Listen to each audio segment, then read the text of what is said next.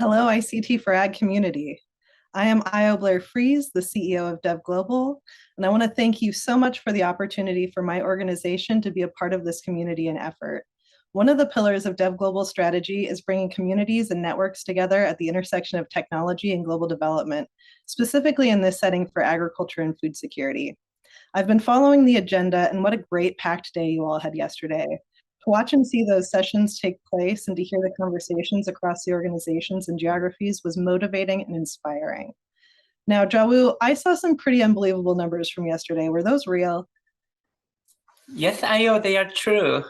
We had more than 2,000 people register and nearly 1,500 people came to the event on day one to be part of the day despite the differences in time zone around the world. So yeah, it was just amazing to see everyone everywhere in the conference. We had more than 60 speakers in one day, and their topics ranging from like citizen science program in local communities and all the way to how they develop AI tools to support different digital agriculture startups and digital farming services around the world. We had more than 40 exhibitors in our virtual expo, and many of our presenters have shared their report, presentations, and launched their product, and much, much more. We have more expo time dedicated today and tomorrow as well. And I also saw many of our next-gen ambassadors are very actively engaging with audience, and many of our attendees are also making lots of social media posts on Twitter, X, Facebook, LinkedIn, and everywhere. So increasing the reach of our ICT4Ag event and community around the world.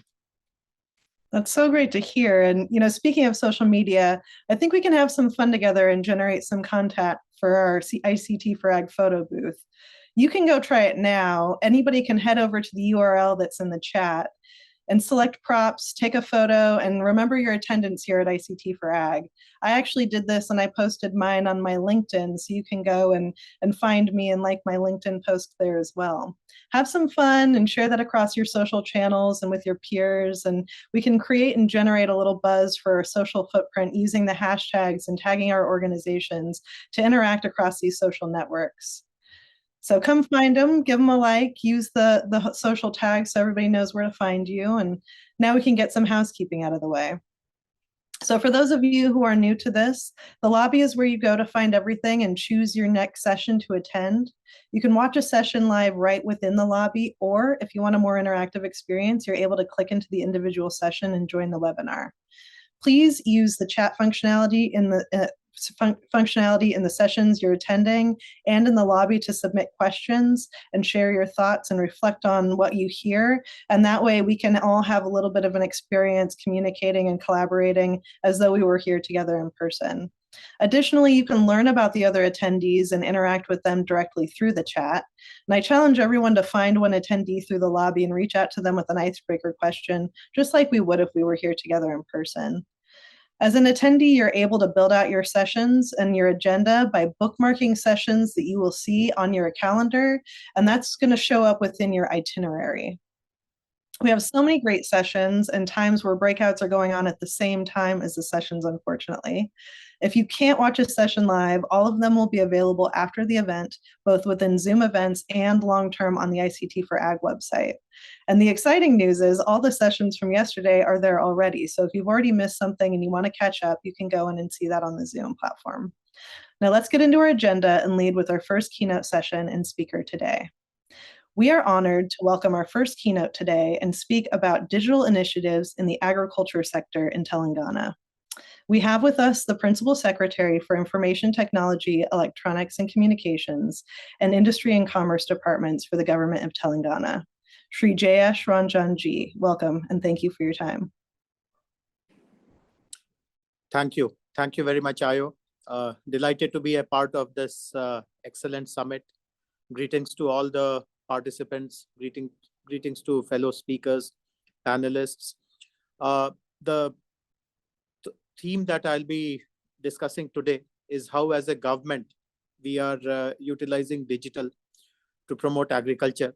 As I have been introduced, I work for the government in the Indian province of Telangana. So some of you may not be familiar with Telangana because this is a new province. It was created 9 years ago, but I'm sure many of you would be familiar with our capital city, which is Hyderabad. But before I speak about what we have done for agriculture, I would like to share a little backstory. For the last 10 years, our national government and various provincial governments, they are running a very important program to create digital infrastructure in all the villages, all the habitations. Huge resources, time, effort is being spent to lay optic fiber cable. And in our province of Telangana, we have set upon ourselves a goal that the optic fiber cable will be laid to every household. And ours is a province of about 40 million people, approximately 8 million households. And you can imagine that many of these households would be remotely located. Some would be in forests, some would be in hilltops. But regardless of where you are, we have decided that optic fiber cable will be laid right till your doorstep so that you have good broadband connectivity. And this work is going on for the past 4 years. And we are very confident that by, let us say, August of next year, we'll be able to complete this task of providing optic fiber cable everywhere.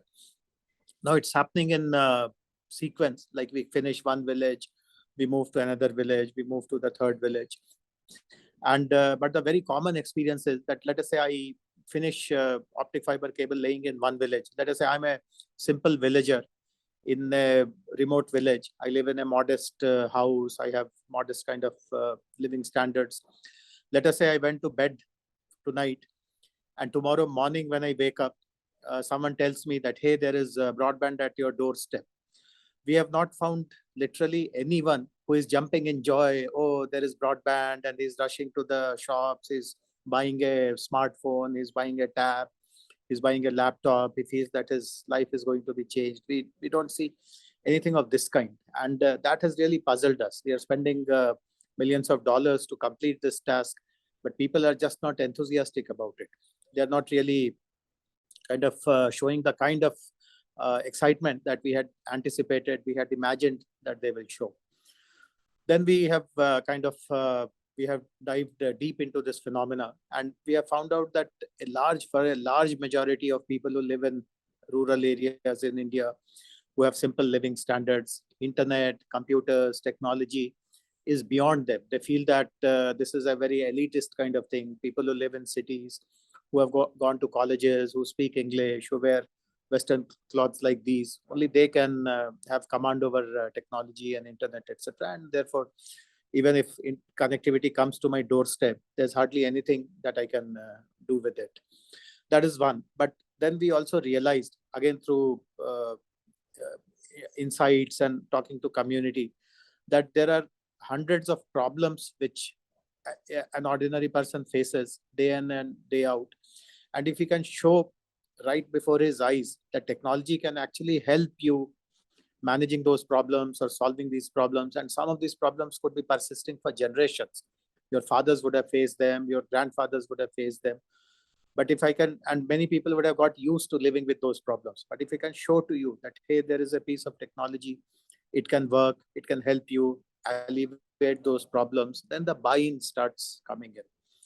And with this insight, we took a very important decision about 5 years ago in our province. See, many of you would be aware that at least in India and many other developing countries like India, agriculture is one sector which supports the maximum number of rural livelihoods.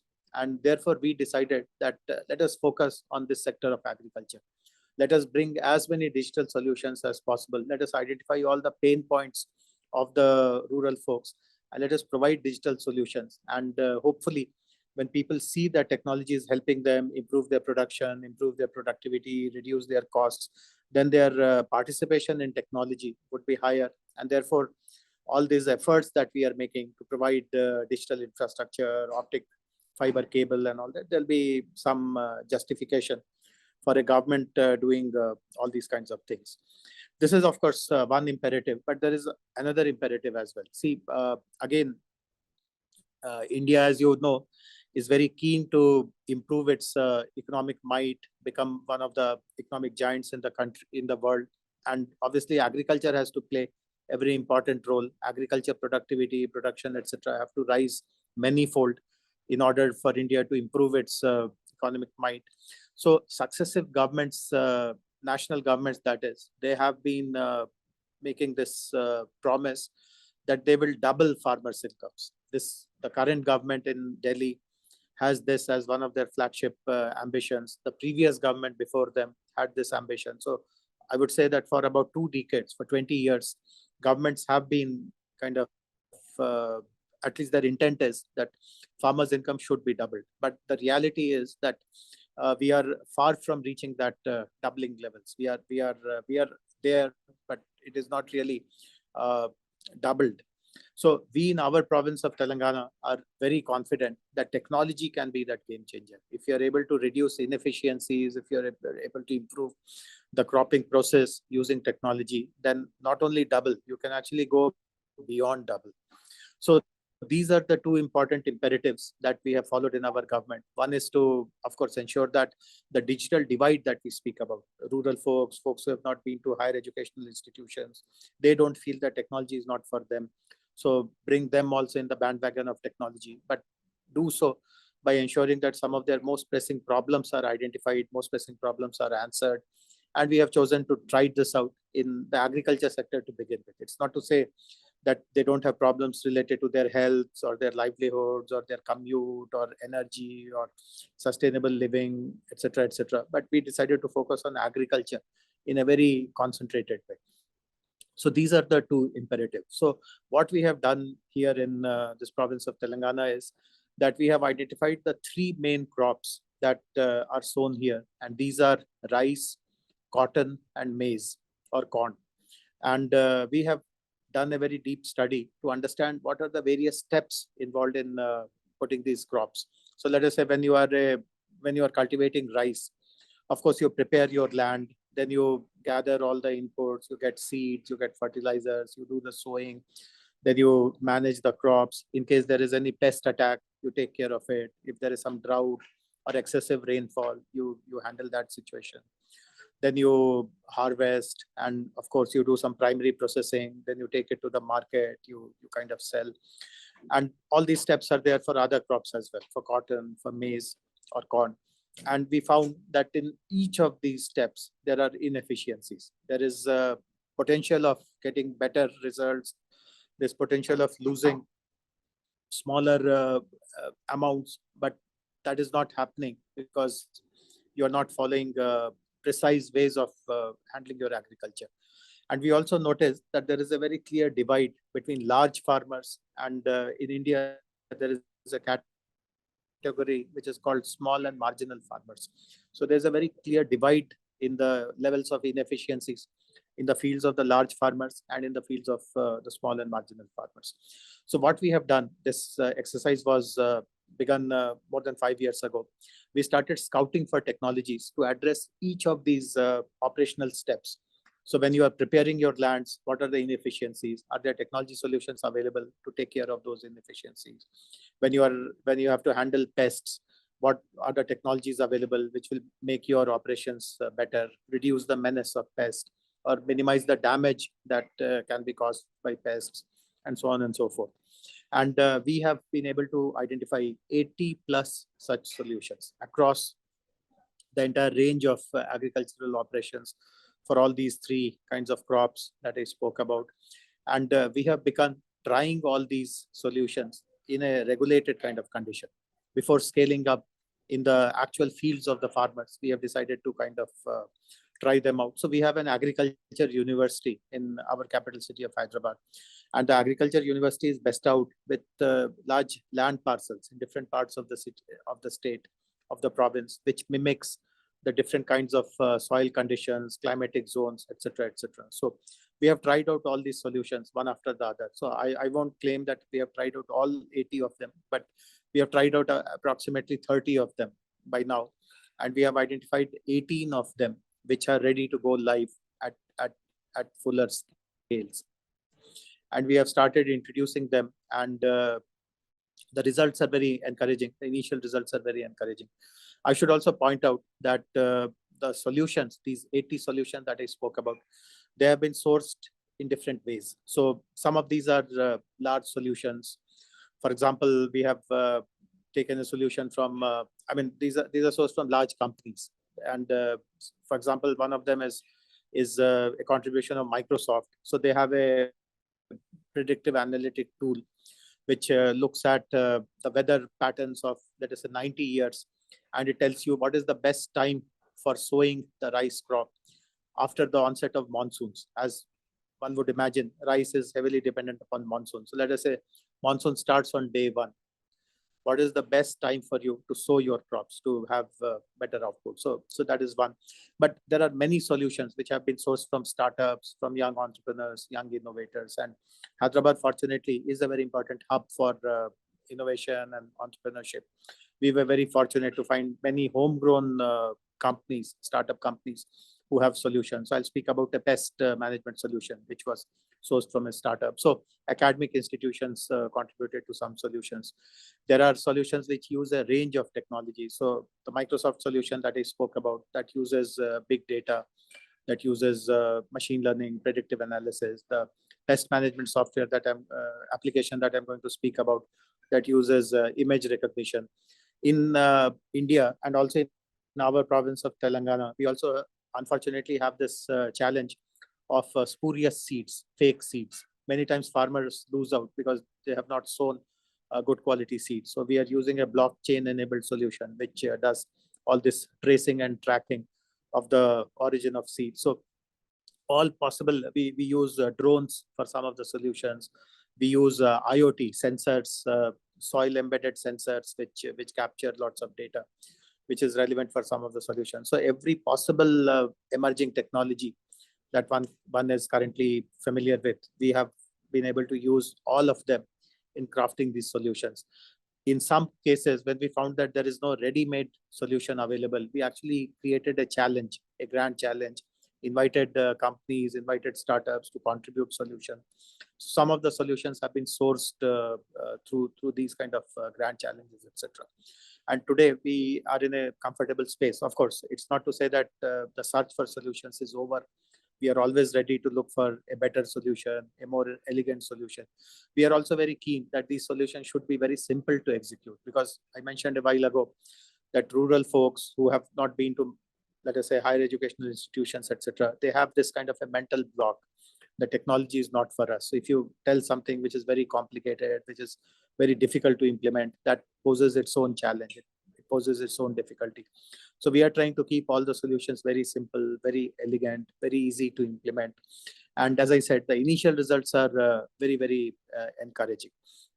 Now, I also mentioned when I began that one of the reasons why we want to do this, why we want to solve challenges and problems that people face in different aspects of their life, and we have chosen agriculture to really do a full-blown technology drive, so to say, is to get the buy-in of the community. So I'll share a very interesting anecdote with you, which is very illustrative of how the community is responding to some of these solutions.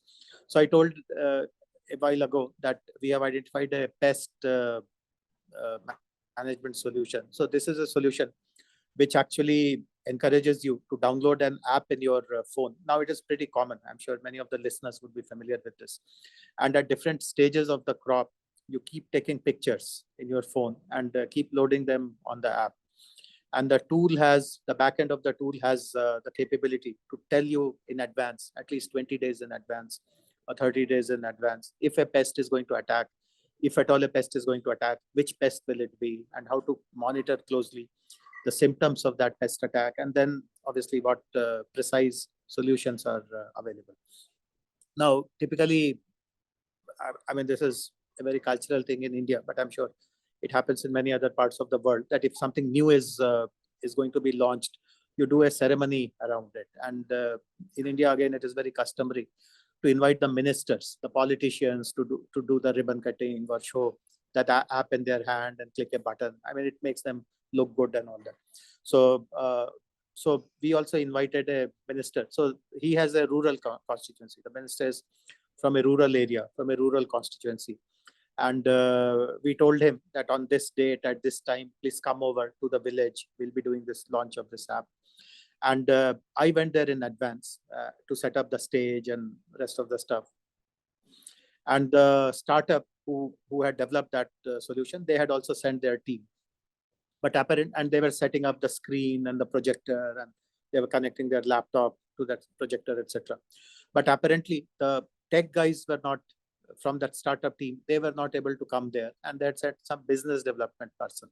He was not very familiar with that application. So I could notice that he's fiddling around, he's hitting this button, he's punching something else, but nothing is coming on the screen.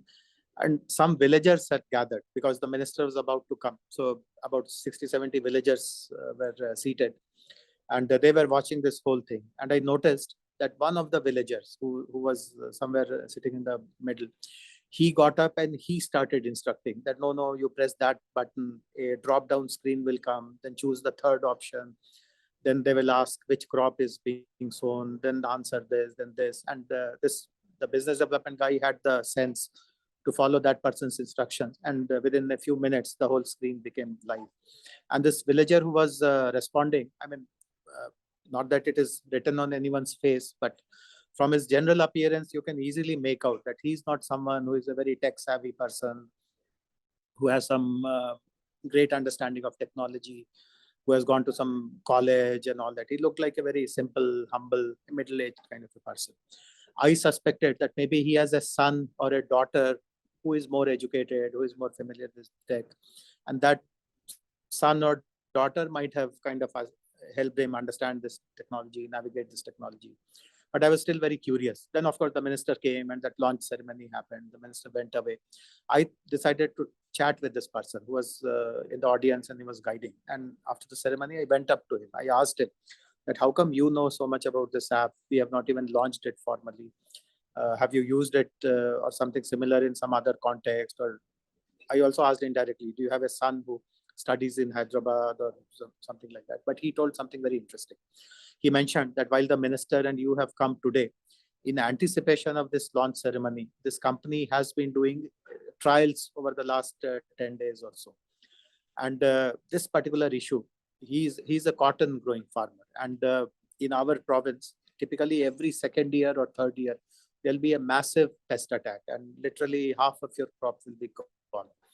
And he told us that it is such a big menace and he loses half of his potential income. And when that company started demonstrating what the solution is, and he felt that this is something which is so important for him and a problem that used to persist for literally generations for him, there is an answer to it. And therefore he told that he attended these trial sessions very carefully. He understood which button to press, which drop down menu option to choose, and that is how it happened. So this proves the point that if you make the technology address something which is very, very pressing for you, a very real challenge, a very pressing challenge, and if you can show to people before their eyes that this technology actually will deliver this for you, their buy-in is instant.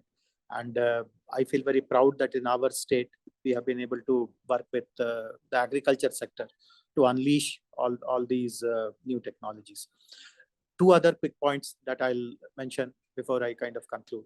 The one other thing is, I mentioned a while ago that we are sourcing these solutions from various agencies. Large corporations are contributing, startups are contributing, and in some cases, solutions are being developed bottoms up. Like no one has a ready-made solution, but when we pose that challenge, people start working on those solutions.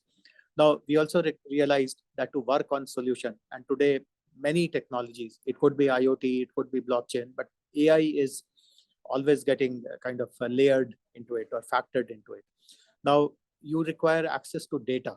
You require access to large volumes of data, humongous amounts of data, most of which is available with the government itself or agencies of the government. Banks may have some data, insurance companies may have some data. Now, any solution provider requires access to data.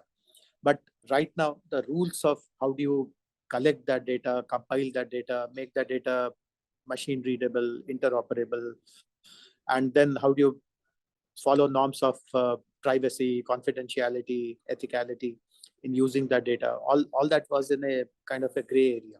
So we have done something else as well. While we were working on providing solutions for agriculture, we have done something else, which is also very interesting.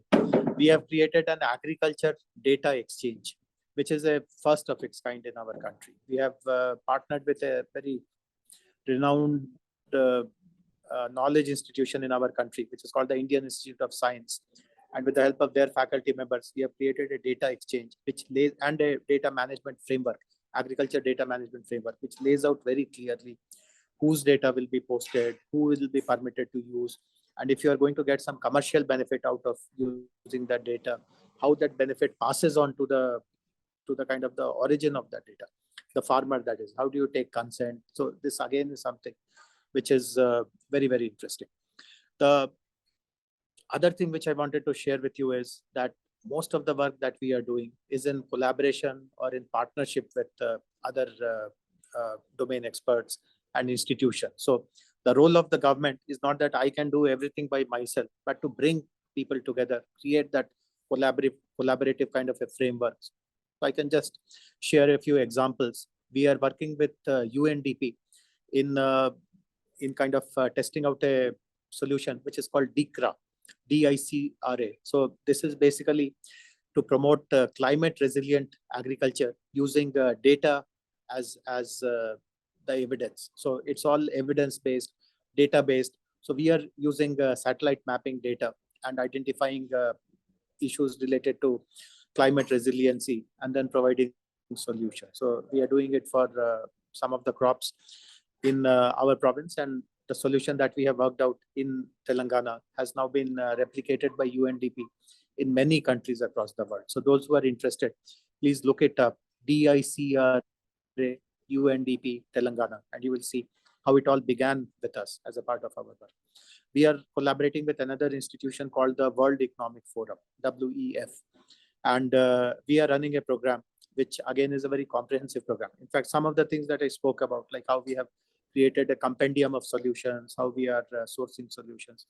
So this program is called, it has a local name, a vernacular name, which is called Sagu Bagu.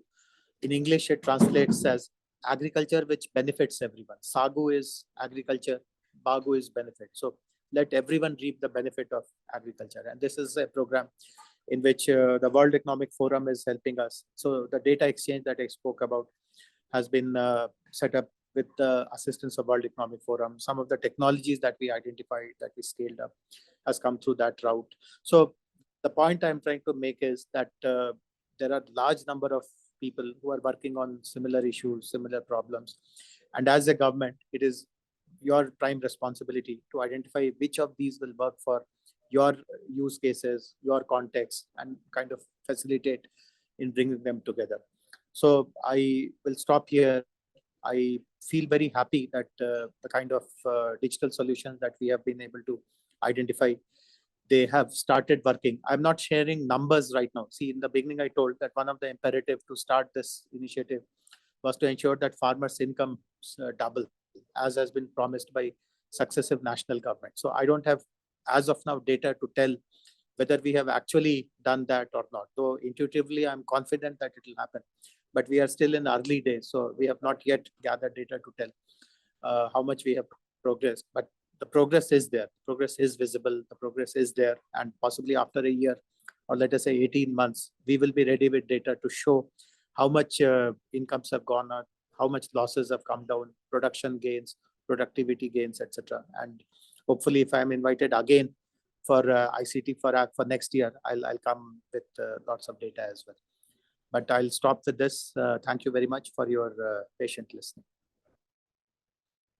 All right. Thank you so much, Mr. Jayesh Ranjan, for that really great speech. And, you know, we have a couple of questions that we have ready to ask, but for folks who want to get in on the Q&A, I do want to give folks a reminder that we're going to open the Q&A up now. So feel free to start getting your questions in. The first one that I've got for you here. So, you know, I think that connecting every house with fiber optic cable is an astonishing achievement. I imagine it might not have been easy to convince telecommunications companies to be part of this initiative. We heard from speakers yesterday that bridging the digital divide in rural communities is very challenging, and you spoke about this, since some of the business models for the telecommunications companies don't really work. What do you think is the most important factor to bringing those stakeholders together for this amazing outcome that you've accomplished here, especially for the other communities and countries who wish to achieve the same goal that you have? Do you have some insights to share? Yes. So, Ayo, let me share something. Again, learned from experience. Telecommunication companies are very reluctant to go to rural areas for one reason. At least that reason is true for India, possibly true for many other countries as well, which is the difficulty in getting approvals and permissions for the last mile connectivity. See, obviously, if you are laying cable, as I said, our cable is all underground. So you have to do trenching, you have to kind of cut through roads and fields and, private lands and all that. And telecommunication companies find it very, very challenging to run around and get this permission, this approval, get someone's consent, and they just give up. They feel that it is not worth it. And of course, the capacity to pay is also lower, so they don't invest. And therefore, the digital divide persists. So what we have done is that as a government, we have passed a law here, which is called the right of way law. The right of way law tells that if I have to lay optic fiber cable, I can take anyone's property, do the trenching, and of course I fill the trenching, and then I return the land as it is. So I don't need anyone's permission, anyone's approval. This law kind of supports me. But obviously the government can only do it. This law cannot be made for a private entity in India. The government can use this kind of a law. So we have used that law, and we have dug trenches, we have laid the cable, we have connected. As I said, by August next year, we'll connect everyone. But now we don't want to be a service provider. We have laid the infrastructure. We want the private telecom companies to ride on that. But we want to play the role of a regulator. So when you are pricing, your pricing should be modest. It should be affordable. As it is, many of them will be first generation users of internet. So price should not kind of put them off or keep them away. So these are the roles that the government and the private telecom companies are going to play. I will create the infrastructure. I will regulate some basic services, which I expect everyone to get, would be literally free or close to free. And thereafter, if you want to offer something more, suppose you want to offer, let us say, streaming, or you want to offer, let us say, telemedicine or whatever, you can charge a premium. But the basic services have to be very, very modest, which the government will regulate. So this is how we have succeeded. And I guess this is the way forward. Great. Thank you for that answer. And I think that that's really great advice and some really actionable things that folks can regulate, into their systems pretty easily. You also mentioned a Grand Challenge program to motivate participants in sectors to address difficult agricultural challenges. We're also running our own challenge program called the Inspire Challenge to address the gender digital divide. What are some of the key lessons learned from organizing the challenge programs? What's worked best, and perhaps what might work not well for, challenge programs like this, especially focusing on innovations in agriculture? See, again, a learning from experience is that many participants in these challenge programs, they come with ideas, etc., which have been tested or proven in a particular context, which is not same as the context of rural Telangana or rural India. And sometimes I get the feeling that people are too eager to kind of push their solution. So here is a solution, let me ram it down your throat. I mean, that kind of approach. So I personally feel that is not the right way. You have to do original research. You have to start understanding the context. You have to go to the grassroots, do this bottoms up kind of research, understand the stakeholders, their capacity to use technology. And obviously, when I say that they don't use technology or they don't use technology much, it is not to say that they don't do anything. They follow whatever is intuitively happening in their community. So for example, I spoke about pest, that someone loses half his crops due to pest. But it is not to say that he sits back helplessly lamenting that pests have attacked. He would recall what his father would have done if pests attacked, what his his grandfather would have done when the pest attacked, and kind of in some intuitive way, he will throw some pesticides or he will do something. The technology brings more precision into it. But at the same time, if you kind of tell the farmers that whatever you did was hogwash, I will give you something completely different, that also won't sell. So as a solution provider, you could be a participant of a grand challenge. You need to do original research to understand the context, understand the mindset of the people who are actually going to use your solution, and then craft something which is very tailor-made, very bespoke for that solution. Yeah, I mean, I think that really highlights what you were talking about with getting local stakeholders, local people involved in the beginning of these programs and making sure that we're designing things alongside people so that they want to adopt these things. They're naturally going to be more likely to buy into something if they've had a voice at the table. I think that's really great advice. Another question for you. So some of my colleagues recently visited Hyderabad, and they told me how impressive the startup ecosystem was, including the T-Hub, the world's largest technology incubator. What are the key factors that have contributed to the growth of the success of the IT sector in Telangana? And again, I think our audience in other parts of the world will appreciate sharing the key factors that contributed to the growth of these really impressive startup communities. See, I can answer, but I guess you'll have to give me another slot because this deserves a 1 hour long answer. But I'll try to maybe we can work something out. I'll try to give you a 2 minutes answer. See, the popular narrative in India and also in many other countries is that governments have no role in promoting innovation and entrepreneurship. Governments should stay away from this sector. Markets will decide who are the winners, who are the losers, and that is how it should. If at all there is a role for the government, it is to ensure that the markets remain efficient. There are no market failures and so on. But in our province of Telangana, we chose to follow a different narrative that the governments actually can promote innovation, entrepreneurship, but provided their support is strategic. They should not get into over-regulation or micromanagement. And that is precisely what we have done. We have created first of all, we have brought out a great policy. And I would encourage listeners, if they want to see an example of a policy which kind of understands what are the requirements of the startup community, answers each of them, is very precise and crisp, and is very actionable, please look up our innovation and startups policy.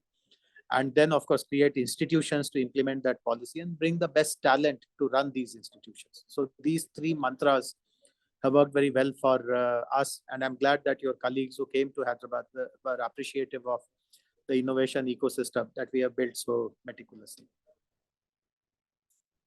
Thank you. And I'm wondering if you can talk a little bit, I mean, with all these innovative systems, of course, the COVID-19 pandemic was something that was really hugely influenced by all of this move to technology, more of this online interaction, virtual meetings like we're in right now. What are some of the challenges and opportunities that you faced during the COVID-19 pandemic as the principal secretary of the IC and IT departments? And how did technology play a role in overcoming some of those challenges? No, it did. So first of all, something very fundamental. See, COVID impacted India in different ways. Like some states were more badly hit. The fatalities were more, the number of cases were more. In Telangana, I feel again very proud to share with you that we saw the least number of fatalities and very manageable kind of COVID scenario. In fact, our country had long periods of lockdown in different spells. Again, we have to our credit the shortest lockdowns. Like the first lockdown which got introduced in the entire country, that is how it began. But thereafter, when the rest of the country went for the second lockdown, the third lockdown, in our province, we chose not to implement or impose any lockdown. Now, one of the reasons for it is technology. See, we were very fortunate. We were able to get access to a very strong predictive analytic tool, which would look at the hotspots. There are new cases coming from, and it had the ability to predict 15 days in advance what is going to happen in the rest of the city, rest of the state. So using that predictive analytic tool, we were able to kind of notice that at least our IT clusters, our industrial manufacturing clusters, they are not going to see any outbreak of COVID cases, and there is no need to lock them down unnecessarily. So that way, and in hindsight, it actually happened that way. We did not have too many fatalities, too many kind of unmanageable COVID scenario, etc., etc. And the livelihoods, the impact on livelihoods was very minimal. Things were under control. So, as a government, for the government as a whole, this was a great revelation that technology can really be the big differentiator between another state which is really struggling with the burden of COVID and you who have been able to handle everything so efficiently. So that is for the government as a whole. But for citizens also, there was lots of learnings during COVID time. So as you would know, education shifted completely to home, which had its advantages, but it also had lots of challenges. For example, not everyone has devices. The devices have to be shared. Let us say in a home, there are two children.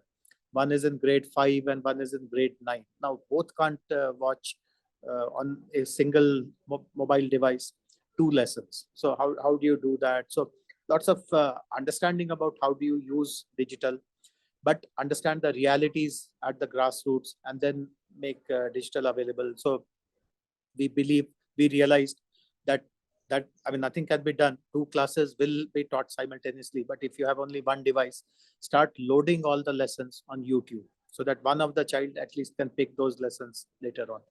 Then we also found out that this is an opportunity to deliver very high quality content. Every school need not run its own lessons in a decentralized way. If everything is to be delivered virtual, why not do it from a centralized studio? So pick the best teacher who is available to deliver a lecture on that subject and ask him to come to the studio and ensure that all schools throughout the province are listening to the same lecture, which possibly is the best, is being delivered by the best resource person. So lots of such learnings through COVID, which kind of have continued even thereafter. Lots of health related interventions. So as you would know, during those times, the rest of the health services, they were kind of scaled down. And of course, people suffer from all kinds of ailments. It is not that everyone is only suffering with COVID. Someone would be suffering from some cardiac issue. Someone would be suffering from something else as well. But obviously the health system, the institutions were completely bogged down with COVID and they were not being able to handle other kinds of ailments. So what are the digital solutions? So can some of the diagnostics, some of the primary therapy be handled at your homes itself? You don't have to go to an institution where everyone is kind of busy fighting COVID. And how do you do that? Who are the health system providers? So lots of learnings, lots of trials and errors. And fortunately, the useful solutions which were tried out during COVID, which worked well, they have continued and they have stabilized. So our ability to provide more and more digital services at the doorsteps, that has gone up because of this COVID experience. These are really great lessons. And yeah, I mean, to your point, I think that some of this was felt in not only in India and definitely not only in Telangana, but some of these moves to working from home and doing school from home and having to share devices are a lot of things that maybe a lot of us have experienced in our own houses as well. These are all great experiences. We have a question from the chat. Apart from tech, what are the other drivers that are imperative to the success of digitalization? So non-technology drivers here. See, if you are asking about digital divide, let me also tell something else. So I ought to have covered it in my address, but I'm glad that you have asked this question. See, I mentioned that find solutions that are very important for the community, make it easy to apply, easy to implement, show that results are happening, and then it works well for the community, the buy-in comes, and then the digital divide gets eroded. But there is something else which is also very important. See, even if you do all that, the confidence that I myself can handle devices, I know how to do this, I know how I can do that, that comes gradually. That does not really happen overnight. So we have found something else also to be very important, which is, can we create a common facility? Even if people are not buying their own devices, they are not investing in their own devices. One, of course, because the belief is yet to be fully established. And in some few cases, that the economic priorities would be different. Whatever little you earn, you would like to kind of spend it on something else. You may not like to invest on smartphones or tabs, etc. So what we are doing is that in every village in our province of Telangana, we are setting up a kiosk. These are called DTCs, Digital Telangana Centers. And the government will provide all the hardware. So your systems, your printers, your scanners, they will all be provided by government. A woman from the local community will run these centers. So, I mean, you spoke about gender. This is a very good kind of an initiative. So each of these centers will be managed by a woman. We will, of course, train the woman. And obviously, in rural areas, you may not find highly educated women, but we are confident that it does not require any great degree of education. If you have basic education and if you have that willingness, etc., you can do a fantastic job. So we will train them, and they will assist the community who do not have their own devices, etc., to understand which are the solutions are relevant for them, help them make use of them, help them log in, create their IDs, reach out to those solution providers, and implement them in their farms, etc. So this is an intermediate thing. You create infrastructure, but you will see that people's interest to start using their infrastructure completely by themselves, completely independently, does not happen instantly. It needs this intermediate step. And this is again a important institutional arrangement, which is going to work pretty well for us in Telangana. Great, thank you. And we're coming to the bottom, so I think we're going to ask one question and then I'm going to start wrapping up. So one of the areas we discussed yesterday was on digital financial services and some of the innovative approaches being designed to provide credits and loans to small businesses and smallholder farmers who may not have enough collateral to apply for a traditional loan. Do you have some projects in the digital financial services that may be inspirational to others in this space that you can share before we close? Yes. So when I mentioned that we have this compendium which has 80 plus solutions, some of these solutions are on lending, are on credit. So I don't know how much of it is true elsewhere, but in India, there are three sources of credit. One is formal, like you take loans from a bank or a rural cooperative. The second is informal, like you borrow from money lenders or some informal channels. The third is very interesting, which is in kind, like I take some support from a bigger farmer. Mostly it is relevant for labor people who are tenants, who are tenant farmers. So I don't own the land. I cultivate someone else's land. That landowner gives me all the financial support to buy seeds, etc.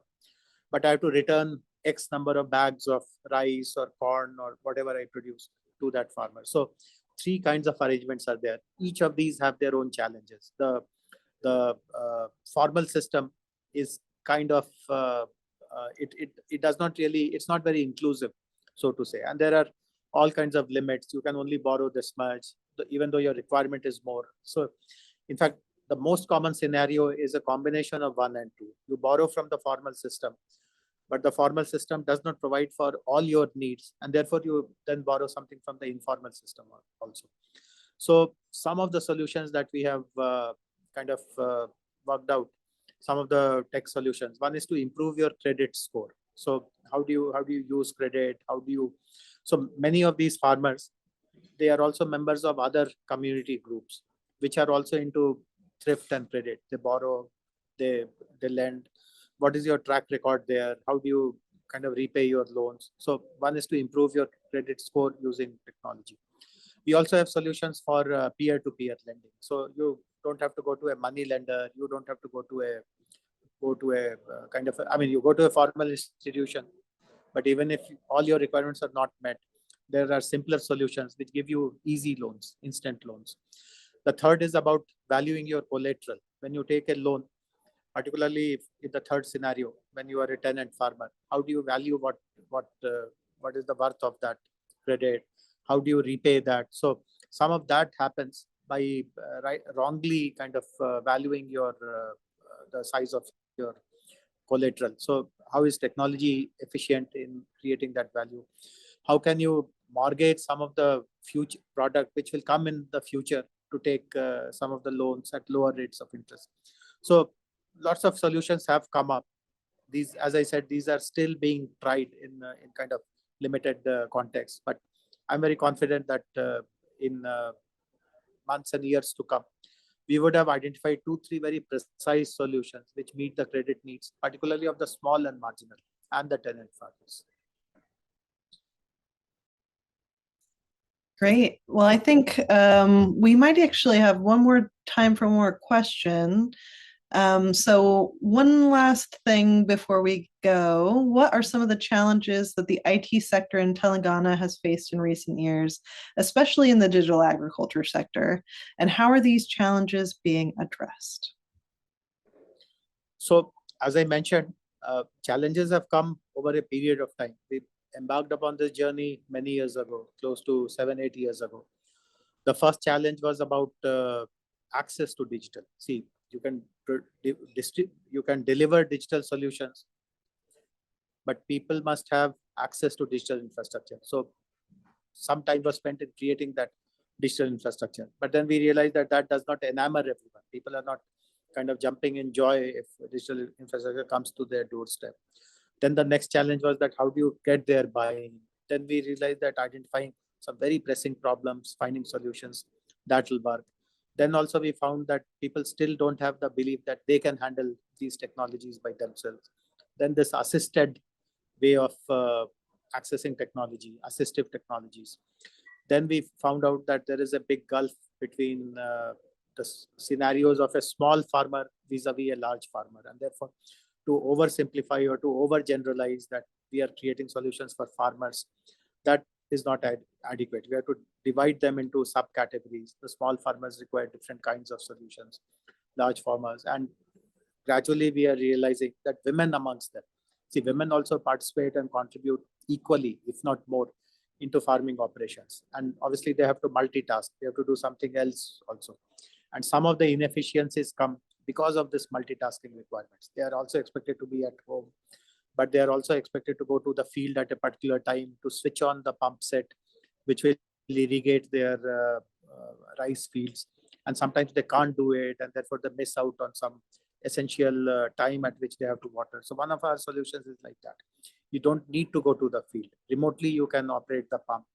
And there is a sensor which also tells you at what time you are most required to start the watering process. And therefore, you can organize your household chores in a way that you give priority to that. So there is a solution. I didn't speak about it, but that is one which addresses the requirements of women farmers.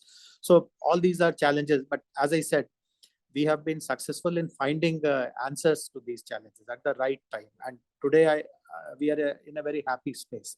I mean, there could be anticipated challenges, future challenges, but as of now, I personally feel that we have kind of overcome all these very critical challenges, and we are good to show results. And as I promised, when I come back, hopefully, in one of the future editions of ICTforAg, I will share actual data with you. Well, I would love to be here and host that conversation because you have been just one of the best speakers that I've listened to so far in this presentation. So I'm really appreciative that I had the chance to host you today. And thank you again, Sri Jayashranjanji, for your time, and really appreciate all of the wisdom that you shared with us today. So for everybody who's staying with us for the rest of the ICTforAg Day 2, we have our first round of lightning talks followed by breakouts before we come back with a keynote. So midday, we have some expo time. So for right now, you're going to proceed back to the lobby and make your way toward the lightning talks and navigate to your preferred breakouts after that. If you are not already in the lobby, you're going to have to leave this Zoom meeting, return to the lobby, and then select lightning talks. And so that will help you get into the next section. And hopefully you'll be able to keep interacting with people in the chat. Like I said, please find somebody that you haven't interacted with if you can in the lobby. Send them an icebreaker question. Start to get to know people here. If you haven't interacted with folks from ICTforAg in the past, this is a great opportunity to network and learn from some really, really wonderful participants. So please thank our presenter alongside me and have a good rest of your day. I'll see you here shortly after the lightning talks.